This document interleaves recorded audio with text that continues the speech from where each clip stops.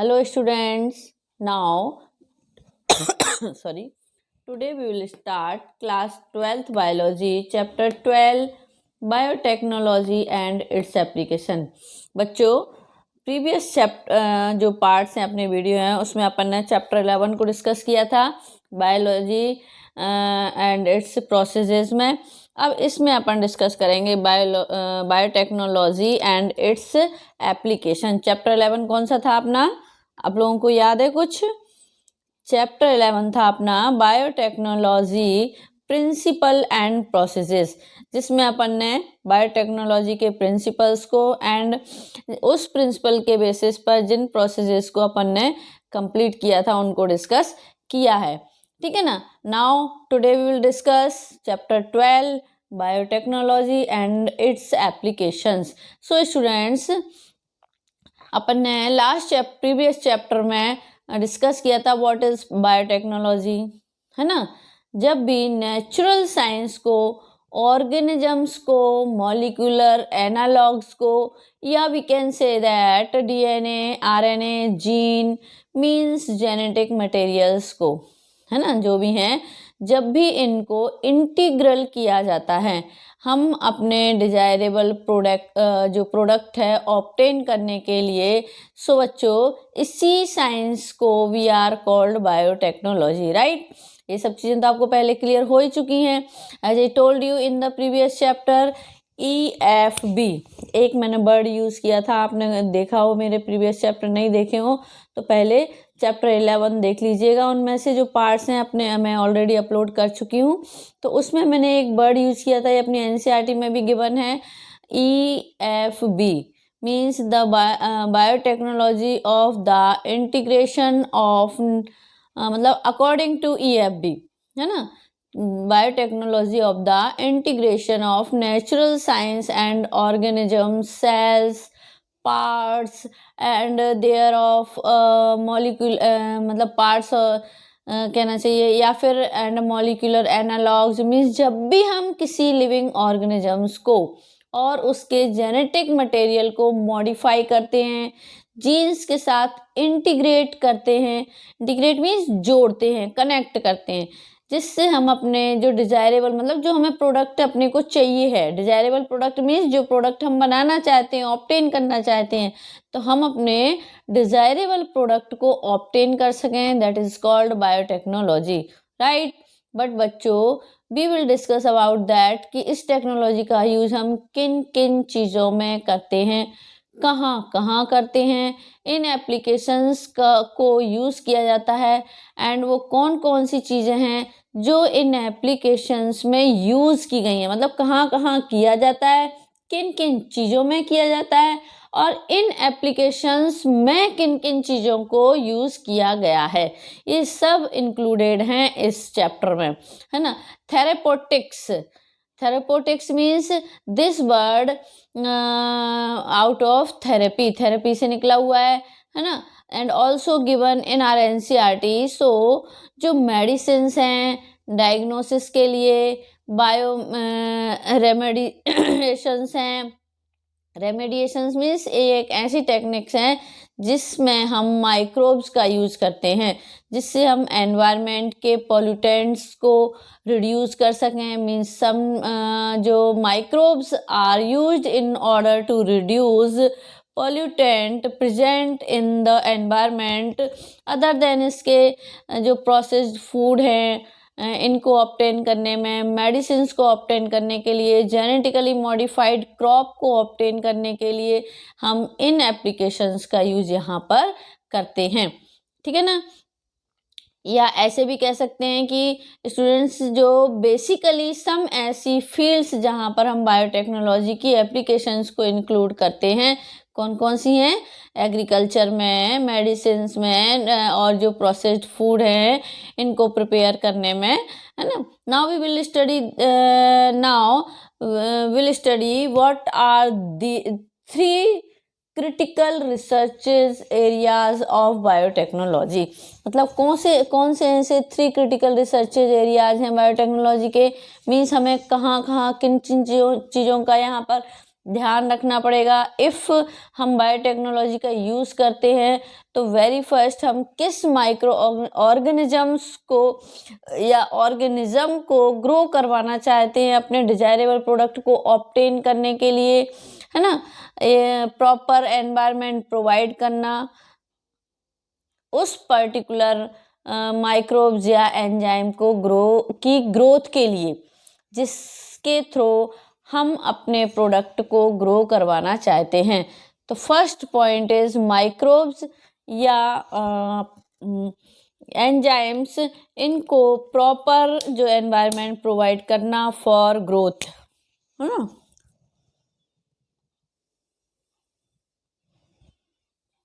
First point क्या है अपना कि माइक्रोब्स या एंजाइम्स, इनको जो है प्रॉपर क्या प्रोवाइड करना, एनवायरनमेंट प्रोवाइड करना फॉर ग्रोथ। शॉर्ट में लिख रही हूँ, environment provide for growth. Okay, now second point is optimum conditions. Optimum अपनी जो है एनसीईआरटी है उसमें भी ये सब चीज़ें गिवन हैं, बट इसका थोड़ा सा डिटेल अपने को देखना पड़ेगा एनसीईआरटी से भी थोड़ा सा एक्स्ट्रा, बिकॉज अपने अब बोर्ड एग्जाम्स हैं तो उसके अकॉर्डिंग अपने को थोड़ी सी एक्स्ट्रा तैयारी करके चलनी पड़ेगी। ऑप्टिमम कंडीशंस मीन्स कि जो बायो रिएक्टर्स का यूज़ करके हम इन ऑप्टिमम कंडीशंस को क्या कर सकते हैं, यहाँ पर कंट्रोल कर सकते हैं। किसको यूज़ करके, बायो रिएक्टर्स। बायो रिएक्टर्स का यूज करके क्या कर सकते हैं अपन, इन ऑप्टिमम कंडीशंस को जो है कंट्रोल कर सकते हैं। बट कैसे कर सकते हैं, बिकॉज जो बायो रिएक्टर्स में ऑल प्रॉपर्टीज प्रॉपर होती हैं, जैसे O2 है, pH है ना, टेम्परेचर है, ये सब प्रॉपर क्वांटिटी में अवेलेबल होती हैं ये थिंग्स। इसीलिए इन बायो रिएक्टर्स का यूज़ करके हम इन ऑप्टिमम कंडीशंस को वहाँ पर जो है कंट्रोल कर सकते हैं। सो बच्चों, वेरी फर्स्ट अपन इस वाले पॉइंट को डिस्कस करते हैं। थर्ड पॉइंट होगा अपना प्रोसेसिंग, है ना। इसको अपन बाद में करेंगे, लिख लेते हैं अपन यहाँ processing.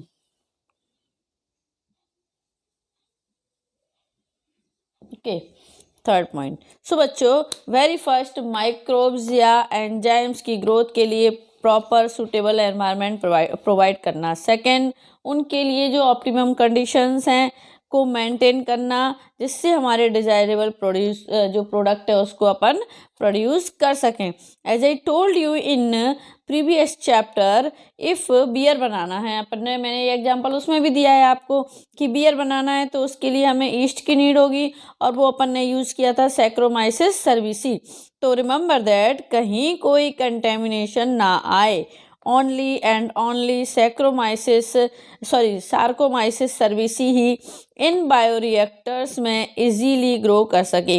And when our desirable product जब अपना बन जाएगा, तब आफ्टर दैट उसकी प्रोसेसिंग करेंगे, मीन्स उसको प्यूरिफाई करेंगे, है ना। इट मीन्स जो थर्ड पॉइंट अपना है प्रोसेसिंग या प्यूरिफाई द प्रोटीन प्रोडक्ट, इसमें भी जो सब्सटेंस हमें मिला है, मतलब जो अपन ने डिजायरेबल प्रोडक्ट लिया है, प्रोटीन है या whatever product we have got, means जो भी हमें यहाँ पर प्रोडक्ट मिला है उसको अपने को प्यूरिफाई करना पड़ेगा, उसी का प्रोसेसिंग अपने को यहाँ पर करना है।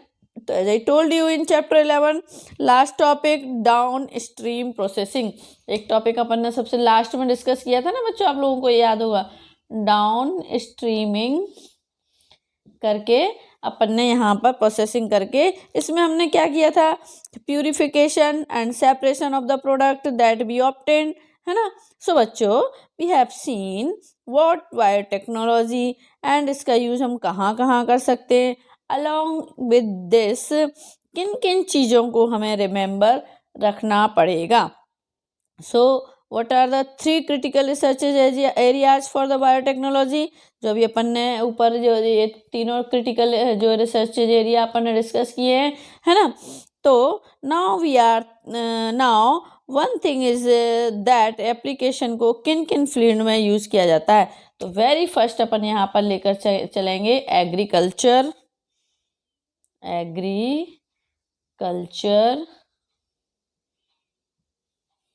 नंबर 2 आएगा अपना मेडिसिन्स।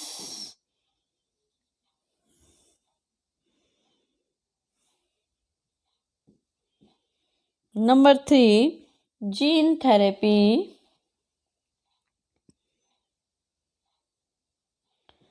Number 4 diagnosis.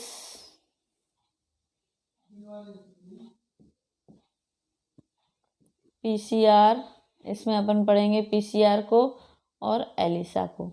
एलिसा अपन चैप्टर 8 में भी डिस्कस कर चुके हैं ऑलरेडी। Number 5 transgenic animals.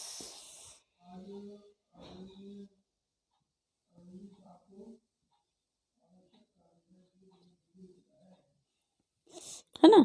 इन 5 फील्ड्स को agriculture, medicine, gene therapy, diagnosis और ट्रांसजेनिक एनिमल्स, आपके एनसीईआरटी में भी यही पॉइंट्स दे रखे हैं, है ना। तो इन 5 फील्ड्स को जहां हम बायोटेक्नोलॉजी की एप्लीकेशंस को ऑब्जर्व कर सकते हैं इन फील्ड्स के थ्रू। तो वेरी फर्स्ट अपन लेंगे क्या, एग्रीकल्चर, है ना, क्योंकि 1 बाय 1 अपन जो है एवरी पार्ट में एक एक दो दो जो है ये पार्ट लेते हुए चलेंगे तो अपन उनको ब्रीफली डिस्कस कर पाएंगे। तो वेरी फर्स्ट अपन ने यहाँ एग्रीकल्चर को डिस्कस करेंगे, किस तरीके से हम बायोटेक्नोलॉजी को यूज़ करके फूड प्रोडक्शन को इंक्रीज कर सकते हैं, है ना, in order to increase disease resistance, insect pest resistance, है ना।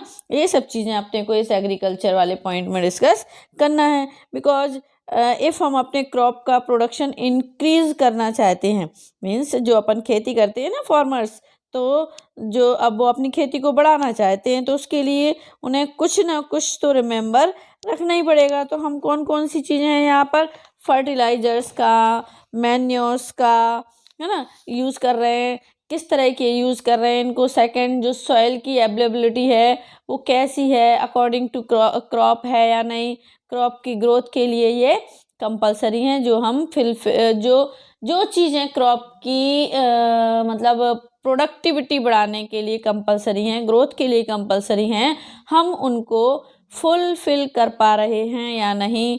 अलॉन्ग विद दिस कोई पेस्ट या इंसेक्ट तो नहीं है जो क्रॉप को डिस्ट्रॉय कर रहा है ना। बच्चों इन सभी चीज़ों को रिमेंबर रखेंगे तो जो प्रोडक्शन है वो इंक्रीज होगा। इसके लिए अपने को यहाँ पर 3 पॉइंट्स को इस एग्रीकल्चर में डिस्कस करना पड़ेगा। तो वो 3 पॉइंट्स कौन कौन से हैं, सबसे पहला अपन इसमें देखते हैं वो 3 पॉइंट्स हैं अपने, इनको अपन लें एग्रीकल्चर में 3 पॉइंट्स को। कौन कौन से हैं 3 पॉइंट्स,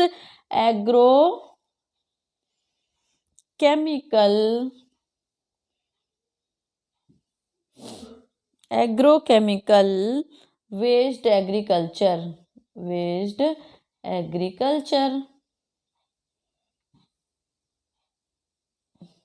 ठीक है। सेकंड आता है अपना पॉइंट ऑर्गेनिक फार्मिंग, ये अपने सभी इससे फैमिलियर हैं आजकल। तो organic vegetables, organic food, organic grains, सभी ऑर्गेनिक का आजकल जगह जगह अपने को सुनाई देता है ना। और नंबर 3 आता है जेनेटिकली इंजीनियर्ड कह सकते हैं अपन जिसको,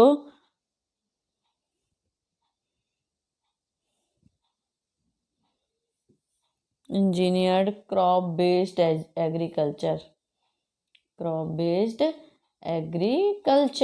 है ना। तो इन पॉइंट्स को लेकर अपन यहाँ पर डिस्कस करेंगे। ये तीनों पॉइंट किसमें, एग्रीकल्चर में।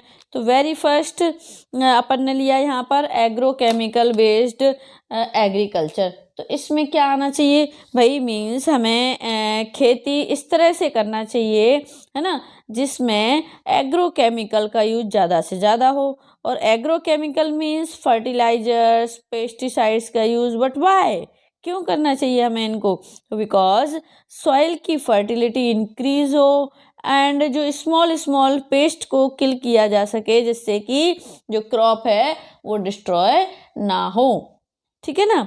तो फर्स्ट पॉइंट अपना मतलब जो एग्रोकेमिकल्स हैं उनके यूज़ को बढ़ावा देने के लिए, मतलब इस तरह का ये पॉइंट अपन ने यहाँ पर लिया है। सेकंड पॉइंट आता है अपना ऑर्गेनिक फार्मिंग, मतलब जो नेचुरल फर्टिलाइजर्स का यूज़ किया जाता है। It could be the waste product of animals, है ना, जैसे काऊ डंग अपन ने देखा है, उससे अपन जो गोबर का जो खाद बनाते हैं, है ना। All of you knows that कि हमने जो नेचुरल फर्टिलाइजर का यूज़ करते हैं ना, वो किसी भी एनिमल से जो अपने को एक्सक्रीट प्रोडक्ट होता है उसका यूज़ करके हम यहाँ पर ऑर्गेनिक फार्मिंग को इंक्रीज कर सकते हैं। इसके थ्रू एग्रीकल्चर में जो क्रॉप यील्डिंग है वो इंक्रीज कर सकते हैं। थर्ड पॉइंट है कि एग्रीकल्चर का एनहेंस कर रहे हैं, वो क्या है, कैसे कर रहे हैं इसमें, तो हमने क्रॉप को ही जेनेटिकली इंजीनियर्ड बना दिया है।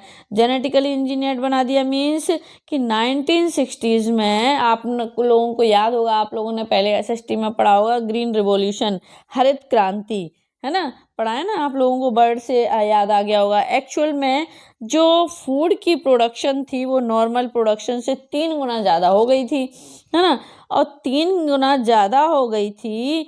तो अब लेकिन इसका मतलब ये होना चाहिए था कि ह्यूमन पॉपुलेशन जितनी है उससे 3 गुना ज़्यादा वहाँ पर प्रोडक्शन हो गया था। बट नाउ अब कंडीशंस ऐसी हैं कि जितनी ह्यूमन की पॉपुलेशन है उतना फूड हम प्रिपेयर ही नहीं कर पा रहे, उतनी क्रॉप यील्डिंग हो ही नहीं रही, उतनी फसलों का उत्पादन हो ही नहीं रहा है, प्रोडक्शन। तो जितनी ह्यूमन पॉपुलेशन है उसमें से कोई भी भूखा ना रहे, सभी को फूड मिल सके एप्रोप्रिएट अमाउंट में, राइट, बिकॉज पॉपुलेशन इतनी ज़्यादा इंक्रीज होती जा रही है कि कहना चाहिए कि उनकी डिमांड ही पूरी नहीं हो पा रही है। साइंटिस्ट हैं जो डिफरेंट टेक्नोलॉजी का यूज़ करके प्रोडक्शन को इंक्रीज करने की कोशिश में लगे हुए हैं, जिससे पॉपुलेशन की डिमांड को प्रॉपर फुलफिल कर सकें, राइट। इसीलिए इन ऑल डिमांड्स को इन ऑल टेक्नोलॉजीज का यूज़ किया जाता है डिफरेंट वेज से, जो है जिससे क्रॉप प्रोडक्शन को इंक्रीज कर सकें, जिससे हम जिसमें जेनेटिकली इंजीनियर्ड, जो अपन यहाँ पर थर्ड वे इसका डिस्कस कर रहे हैं, एक न्यू टेक्निक है। अब क्वेश्चन आता है, question is that plant, animal, bacteria या अदर ऑर्गेनिजम्स हों, उसके जीन्स को मॉडिफाई करते हैं, मैनिपुलेट करते हैं, है ना। इस टाइप के ऑर्गेनिजम्स को जेनेटिकली मॉडिफाइड ऑर्गेनिज्म कहते हैं। शॉर्ट में अपनी बुक में भी इसको दे रखा है GMO, genetically modified organism, right. But हमें इनसे क्या बेनिफिट है, लेट्स सी। प्लांट में देखते हैं पहले अपन कि प्लांट में हमें इनसे कैसे बेनिफिट हो सकता है। तो जेनेटिकली मॉडिफाइड प्लांट यदि है तो उसमें जो tolerance to abiotic stress means जैसे बहुत ज़्यादा कोल्ड हो गया है, बहुत ज़्यादा सॉल्ट जो है कलेक्ट हो गया है सॉइल में, है ना, या ड्राफ्ट आ गया है, उस कंडीशन में भी कभी भी कोई भी एबायोटिक स्ट्रेस होता है तो जो प्लांट हैं वो इजीली सरवाइव कर जाएं, जिनके जीन को जेनेटिकली मॉडिफाइड कर दिया हो। मीन्स जो जेनेटिकली मॉडिफाइड प्लांट होंगे उनमें एबायोटिक स्ट्रेस को टॉलरेट करने की कैपेसिटी ज़्यादा होती है। तो ये तो अपन ने प्लांट के रिस्पेक्ट में डिस्कस किया। अब लेते हैं जैसे रिड्यूस्ड पोस्ट हार्वेस्ट लॉसेस, मतलब जैसे जो फसल पक जाती है ना, तो अपन प्रिपेयर हो गई पूरी, तो क्रॉप को जब अपन कट करते हैं उस टाइम पर हार्वेस्ट की, तो उसमें बहुत ज़्यादा लॉस होता है, बहुत ज़्यादा नुकसान हो जाता है। बट अब जो इस लॉस को ये जो लॉस होता था पहले बहुत ज़्यादा, वो रिड्यूस्ड हो चुका है ना। नंबर थर्ड पॉइंट अपन इसके रिस्पेक्ट में ले सकते हैं, reduced reliance on pesticides, means जो डिपेंडेंसी थी अपनी पेस्टिसाइड्स पर, अब वो भी कम हो गई है ना, बिकॉज प्लांट को ही अपन ने जेनेटिकली मॉडिफाइड कर दिया है कि वो पेस्ट रेजिस्टेंट हो गया है। तो अपने को जो पेस्टिसाइड्स का यूज़ करने की अब ज़्यादा नीड नहीं होती, जिससे वो प्लांट जो है यदि वो पेस्ट, कोई भी पेस्ट उस प्लांट के पास आता है, यदि वो जेनेटिकली मॉडिफाइड है, तो वो पेस्ट खुद ही किल हो जाता है। ठीक है ना। नंबर 4 आता है increase efficiency of mineral uses by plants. इसमें अपन ले सकते हैं मीन्स जैसे प्लांट में मिनरल्स को यूज़ करने की जो एफिशिएंसी को भी इंक्रीज कर लिया गया है, जिससे सॉइल के मिनरल्स जल्दी एग्जॉस्ट नहीं होंगे। Means it prevent soil minerals exhaust, ये मतलब बहुत जल्दी से ये एग्जॉस्ट नहीं हो पाएंगे मिनरल सॉइल से। अब नंबर 5 आता है अपना increase amount of nutrients. Nutrients का अमाउंट भी अपन ने इंक्रीज कर दिया है प्लांट को जेनेटिकली मॉडिफाइड करके। कैसे? For example vitamin A enriched, जो एक गोल्डन राइस आता है, गोल्डन राइस एक राइस की वैरायटी होती है, उस राइस में क्या होता है, उसको जेनेटिकली मॉडिफाई कर दिया गया है, और जेनेटिकली मॉडिफाई कर दिया गया है तो क्या हुआ, उससे जो उस प्लांट से जो राइस ऑब्टेन किया जाता है वो कहना चाहिए विटामिन ए से रिच होता है, मतलब ज़्यादा से ज़्यादा क्वांटिटी में उसमें विटामिन ए प्रेजेंट होता है, जो कि किसके लिए अपन ने देखा है ना, विटामिन ए आई साइट के लिए भी इम्पोर्टेंट होता है, तो आई साइट के लिए इम्पोर्टेंट होता है, इसीलिए गोल्डन राइस में विटामिन ए को एनरिच्ड किया गया है बाय किसके, GMO. GMO means genetically modified जो टेक्निक है उसके द्वारा। ठीक है। नंबर अपना अब आता है अपना production of insect resistant plant. अब इसमें अपने को एग्रीकल्चर में एक चीज़ और डिस्कस करना है, जो है क्या है वो, production of insect resistant plant. इसमें अपन ने अभी बात की थी, जैसे कि यहाँ से मैं थोड़ा रफ कर देती हूँ अब, है ना। हाँ, production of insect resistant plant।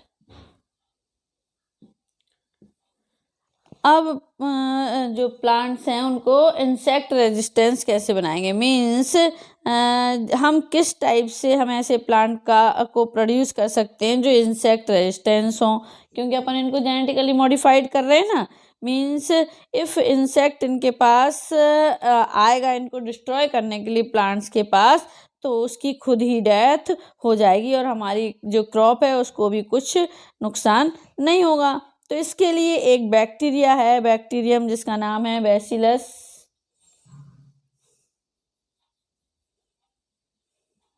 Bacillus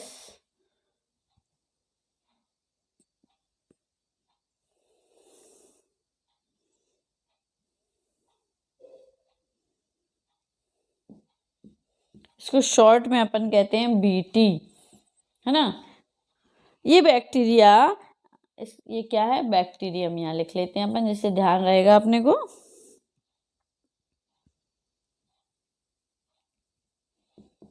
ये जो बैक्टीरियम है, या शॉर्ट में जिसको अपन बीटी कहते हैं, ये बैक्टीरिया सब ऐसे प्रोटीन्स को प्रोड्यूस करता है जो इनएक्टिव प्रोटीन को प्रोड्यूस करता है, मीन्स जो इंसेक्ट की बॉडी में जाते ही एक्टिव हो जाते हैं और इन इंसेक्ट को किल कर देते हैं।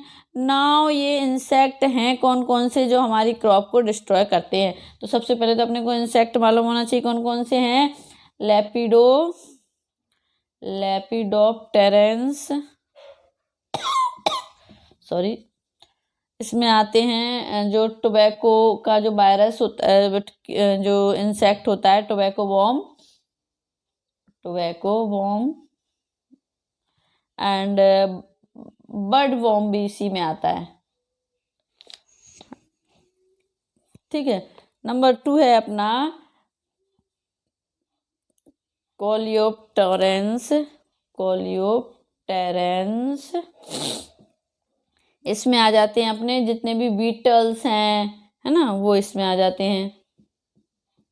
थर्ड नंबर आ जाएगा अपना डायप्टेरेंस में आ जाएगा अपना जितने भी फ्लाइज हैं, मॉस्किटोज हैं, ये सब किस में आ जाते हैं? डायप्टेरेंस में। मॉस्किटो शॉर्ट में लिख रही हूँ मैं यहाँ पर, है ना। देयर आर सम ऐसे इंसेक्ट हैं जो कि आर क्रॉप को डिस्ट्रॉय करने के लिए रिस्पॉन्सिबल हैं, और इन्हीं इंसेक्ट को किल करने का काम ये बैक्टीरियम, है ना, करता है। कौन सा बैक्टीरियम? बीटी, जो एक्चुअल में एक क्रिस्टलाइन प्रोटीन को प्रोड्यूस करता है। और क्रिस्टलाइन प्रोटीन को प्रोड्यूस करता है तो insecticidal, it is called insecticidal protein. Insect को किल करने वाला प्रोटीन है। जब अब आपके मन में क्वेश्चन आएगा कि इतना पॉइजनस है तो ये बीटी को ही किल क्यों नहीं कर देता, मतलब इस बैक्टीरिया को ही खुद को ही किल क्यों नहीं कर देता? बिकॉज जब इन बैक्टीरिया के अंदर इसका प्रोडक्शन होता है इस प्रोटीन का, कौन से? Insecticidal protein. इंसेक्टिसाइडल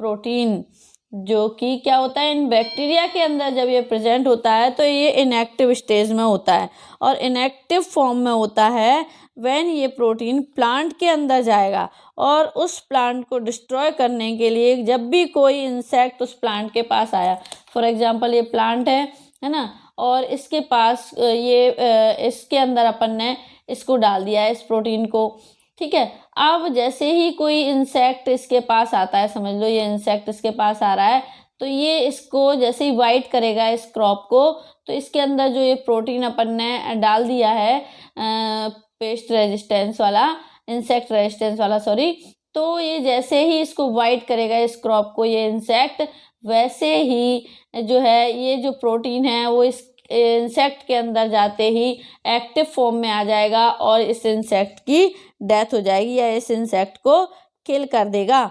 ठीक है ना, समझ में आ गई ना ये चीज़, है ना। जैसे as soon as the protein enters the, जैसे अपन मॉस्किटो का ही एग्जांपल ले लेते हैं आप यहाँ पर, कि जैसे ये प्रोटीन इस मॉस्किटो के अंदर एंटर करेगा ना, तो जो मॉस्किटो की जो गट होती है उसके अंदर जैसे ही मॉस्किटो के गट में ये प्रोटीन एंटर करेगा, तो वैसे ही ये इंसेक्टिसाइडल प्रोटीन क्या होगा? एक्टिव फॉर्म में आ जाएगा। और एक्टिव फॉर्म में क्यों आएगा? क्योंकि जो इसका गट होता है इस मॉस्किटो का, उसमें एल्किलाइन पीएच होती है उसके गट में, और एल्किलाइन पीएच एक एप्रोप्रिएट कंडीशन देती है प्रोटीन को एक्टिव करने के लिए। और जैसे ही मॉस्किटो के गट में ये एक्टिव होगा, स्लोली क्या करेगा? ये गट की एपिथीलियम को, मतलब ये गट है उसका, और उसकी जो एपिथीलियम बॉल है ना, उसकी एपिथीलियम बॉल की जो लेयर है या सेल्स हैं, उनका लाइसिस कर देता है, मीन्स उनका ब्रेक डाउन कर देता है। और ब्रेक डाउन ऑफ सेल्स कर देगा ये, तो उन सेल्स में धीरे धीरे स्वेलिंग आने लगेगी, और जैसे जैसे स्वेलिंग आएगी तो ये सेल्स क्या होंगी? वस्ट हो जाएंगी, और वस्ट होते ही ये जो मॉस्किटो की डेथ हो जाएगी। मीन्स बीटी का जो इम्पोर्टेंट रोल है वो प्लांट को इंसेक्ट रेजिस्टेंस बनाने में है। But important thing is that ये जो प्रोटीन बना है वो एक स्पेसिफिक जीन की हेल्प से ही बनता है। It is called cry genes. किसकी हेल्प से बनता है? क्राइजीन की हेल्प से बनता है। बीटी को डिस्कस कर रहे हैं ना अपन, क्राइजीन, ठीक है। तो ये क्राइजीन क्या है ना, एक स्पेसिफिक जीन है इन बैक्टीरिया में। जो जीन पहले से प्रेजेंट होता है, जो प्रोटीन बना रहा था, उसका एक टारगेट फिक्स होता है, मतलब स्पेसिफिक टारगेट होता है। ऐसा बिल्कुल नहीं है कि कोई भी जीन कुछ भी कर लेगा या किसी भी इंसेक्ट पर अटैक कर देगा, मीन्स ये ऑल इंसेक्ट के लिए हार्मफुल नहीं है। ये जो क्राइजीन एक स्पेसिफिक इंसेक्ट पर ही अटैक करने के लिए रिस्पॉन्सिबल होता है। अब इसकी कुछ वैरायटीज अपने जो है एनसीईआरटी में दे रखी हैं। Cry1AC आप देखेंगे उसमें, Cry2AB, और एक दे रखी होगी Cry1AB। ये तीन जो है एग्जाम्पल्स अपनी एनसीईआरटी में दे रखे हैं। तो जो Cry1 और Cry1AC और Cry2AB सम जीन इंसेक्टिसाइडल प्रोटीन को बनाने के लिए, एंड किस इंसेक्ट को किल करेंगे? कॉटन वॉल वॉर्म्स को ही ये किल करने के लिए रिस्पॉन्सिबल होंगे। और जो क्राइबन ए बी है ना, ये कॉर्न बॉयर मीन्स मक्के की कॉर्न जो या मक्का या कॉर्न की जो क्रॉप होती है ना, उसको डिस्ट्रॉय करने वाले इंसेक्ट को एक क्राइबन ए बी किल कर देता है। तो क्राइबन ए बी किसको करता है? कॉर्न बोरर, है ना।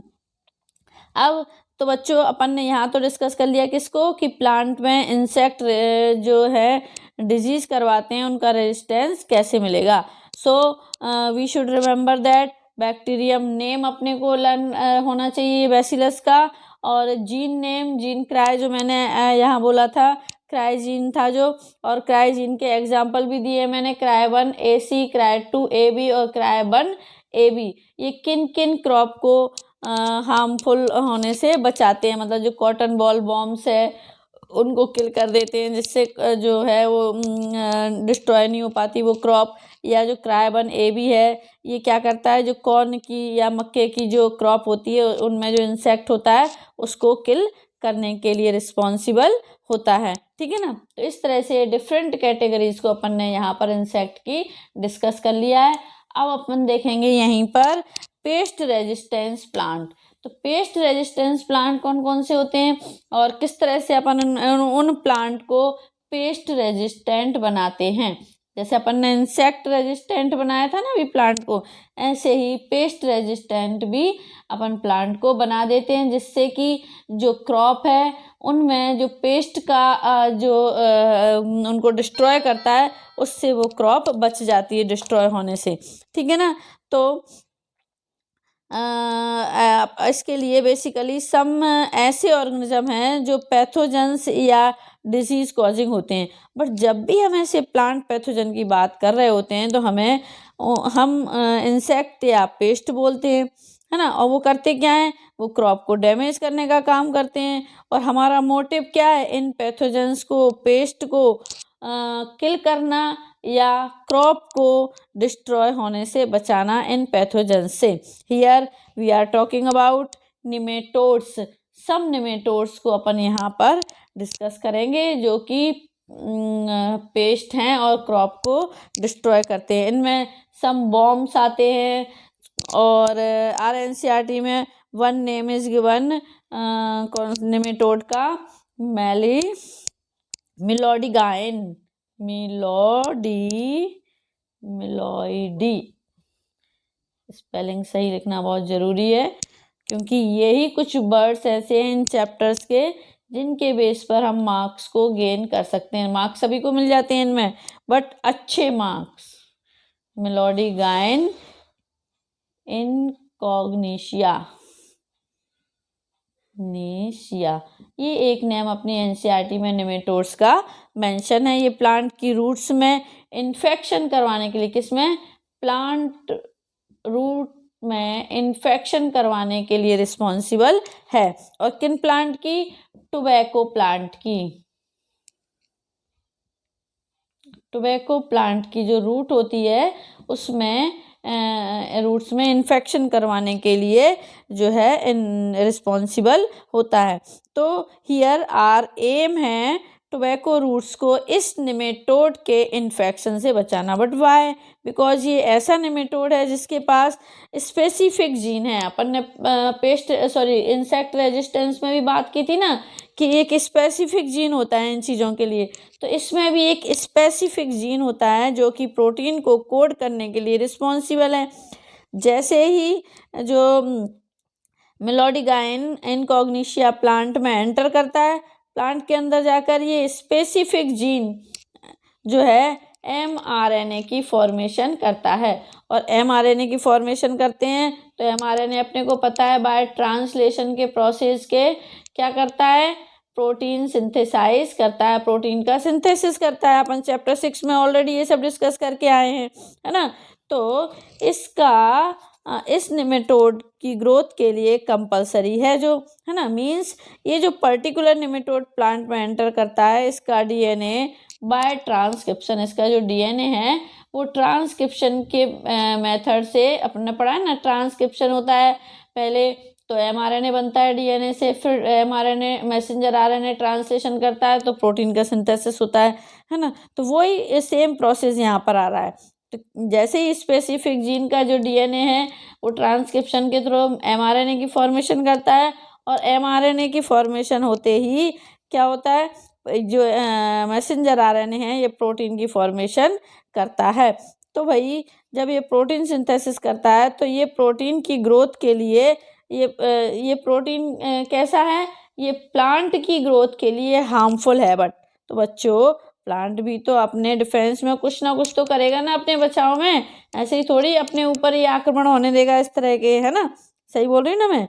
सो इस प्लांट ने अपने अंदर एक मैकेनिज्म को डेवलप कर लिया है। कौन सा मैकेनिज्म?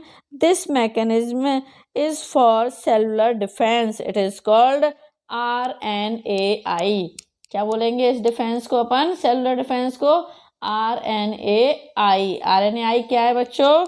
ये है interference. I means interference, RNA interference.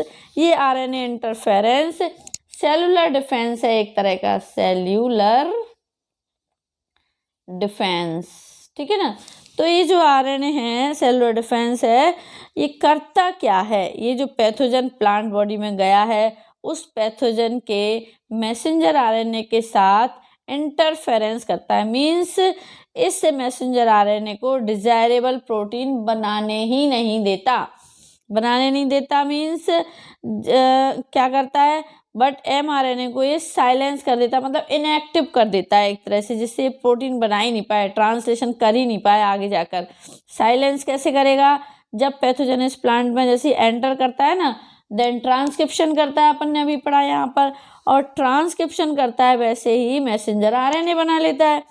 But हम चाहते हैं कि ये मैसेंजर RNA आगे ट्रांसलेशन नहीं करे और इस प्रोटीन को नहीं बनाए, ठीक है ना। तो हम क्या करेंगे, तो हम यहाँ पर डबल स्टैंडर्ड RNA को जो है, जो डबल स्टैंडर्ड RNA अपन ने पढ़ा हुआ है ना, डबल स्टैंडर्ड RNA, DNA नहीं, RNA को यहाँ पर इंट्रोड्यूस करा देंगे। और RNA को इंट्रोड्यूस करा देंगे तो ये mRNA को कैसे साइलेंस कर देगा? कुछ तो करता होगा ना ये। तो बिकॉज उस जीन का कॉम्प्लीमेंट्री होता है जो उस निमेटोड में प्रेजेंट था पहले से, जिसे हमने मैसेंजर RNA बनाया था। जब हमने इस डबल स्टैंडर्ड RNA को इंट्रोड्यूस किया तो ये मैसेंजर RNA के कांटेक्ट में आ जाएगा, और मैसेंजर RNA के कांटेक्ट में आते ही क्या होगा, मैसेंजर RNA कुछ काम नहीं कर पाएगा, मतलब प्रोटीन का फॉर्मेशन नहीं कर पाएगा। देखो अपन ये सब जो प्रोसेस है ना, कि अपन ने पढ़ा था ना कि यदि RNA डबल स्टैंड वाला ले लेंगे तो क्या होगा, तब अपन ने उस टाइम पर चैप्टर 6 में पढ़ा था कि ट्रांसलेशन होगा ही नहीं आगे यदि डबल स्टैंडर्ड RNA आ जाएगा तो, है ना। कुछ ना कुछ कॉम्प्लिकेशंस आ जाएंगे उसमें, थोड़ी कॉम्प्लिकेट हो जाएगा प्रोसेस। तो वही चीज़ यहाँ पर आ गई, है ना। तो जैसे ही मैसेंजर RNA को जो मैसेंजर RNA ट्रांसलेशन ना करे, इसके लिए डबल स्टैंडर्ड RNA को इंट्रोड्यूस कर देंगे, और ये मैसेंजर RNA के कांटेक्ट में आते ही वहाँ पर ट्रांसलेशन के प्रोसेस को स्टॉप कर देगा, और स्टॉप करते ही प्रोटीन बनना बंद हो जाएगा और प्रोटीन का फॉर्मेशन नहीं हो पाएगा। बिकॉज हियर ऐसे एंजाइम प्रेजेंट हैं, किन की वजह से नहीं होगा, यहाँ पर कुछ ऐसे एंजाइम्स प्रेजेंट हैं। कैसे एंजाइम्स प्रेजेंट हैं? जो इस प्रोटीन के बनने के प्रोसेस को इनहिबिट कर देंगे, इनहिबिटर की तरह काम करेंगे। तो वो कौन से एंजाइम हैं? जो अपनी कैटालिटिक एक्टिविटीज़ को परफॉर्म करके इन जो प्रोटीन बनने के प्रोसेस को इनहिबिट कर देते हैं। तो उसका नाम है RNase 2 या सेकेंड भी अपन जिसको कहते हैं। ये एंजाइम ऐसा एंजाइम है जो ट्रांसलेशन के प्रोसेस को इनहिबिट कर देता है, इसीलिए इनको इनहिबिट एंजाइम भी कहते हैं अपन। और साइलेंस कर देते हैं किसको? मैसेंजर RNA को। और मैसेंजर RNA अपना डिजायरेबल प्रोटीन नहीं बना पाता। तो नाउ क्वेश्चन इज दैट, हम जब अपने प्लांट में कॉम्प्लीमेंट्री DNA को इंट्रोड्यूस कराया था तो उसमें वेक्टर कौन सा यूज़ किया था? ऐसे थोड़ी उठा के हमने डाल दिया था। किसी ना किसी वेक्टर के थ्रू ही तो यूज़ किया होगा ना, उसको इंट्रोड्यूस कराया होगा। तो वो आपका आंसर होना चाहिए। यदि आपको आ जाता है क्वेश्चन एग्रोबैक्टीरियम, वेक्टर का यूज अपन ने यहाँ पर किया था। किसको यूज किया था? एग्रोबैक्टीरियम, जो कि एक वेक्टर की तरह वर्क करता है। और यहाँ पर हमने एग्रोबैक्टीरियम का एज ए वेक्टर यूज करके आरएनए के जो सेंस और एंटी सेंस हैं, सेंस और एंटी सेंस आरएनए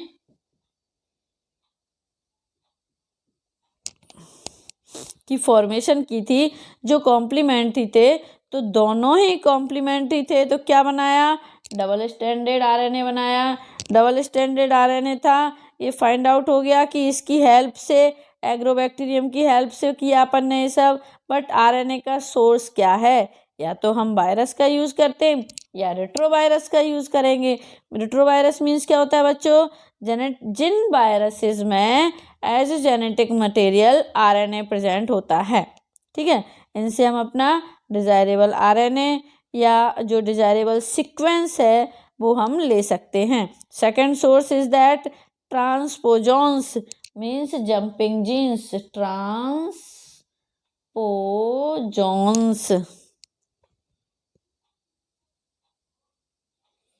ट्रांसपोजॉन्स या जिसको अपन क्या बोलते हैं? जंपिंग जीन भी कहते हैं। ये भी नेम अपनी एनसीईआरटी में दिया हुआ है। तो मीन्स सम ऐसे जीन्स होते हैं जो एक दूसरे के साथ अपनी पोजीशंस को इंटरचेंज कर लेते हैं। इंटरचेंज कर लेते हैं मीन्स एक जैसे सीक्वेंस मेरे पास है, ठीक है, अपन यहाँ देखते हैं, एक सीक्वेंस है मेरे पास, समझ लीजिए ये ABCDE और F। अब ये ABCDEF है, तो यहाँ पर समझ लीजिए कि इस B ने इस E के साथ और इस F ने इस C के साथ इंटरचेंज कर लिया। तो इंटरचेंज कर लिया तो क्या होगा? B की जगह पर क्या आ जाएगा? ये E आ जाएगा और C की जगह पर F आ जाएगा और D, फिर यहाँ आ जाएगा A और C। इस तरह से इन्होंने अपनी जो पोजीशंस को है वो इंटरचेंज कर लिया है। It is called jumping gene, है ना। जो अपने इससे क्या होगा? इससे हमें अपना डिजायरेबल जीन का जो सीक्वेंस है वो इजीली मिल जाता है। और एक साइंटिस्ट थे जिन्होंने इसको डिस्कवर किया था, बारबरा करके, है ना। उन साइंटिस्ट ने इस जंपिंग जीन को यहाँ पर जो है डिस्कवर किया था। तो ये तो हुआ बच्चों अपना क्या, पेस्ट एग्रीकल्चर का कंप्लीट हो जाता है। नेक्स्ट अपन लेंगे मेडिसिन्स में कैसे अपन जो बायोटेक्नोलॉजी की एप्लीकेशंस है उनका यूज़ कर सकते हैं। Thank you.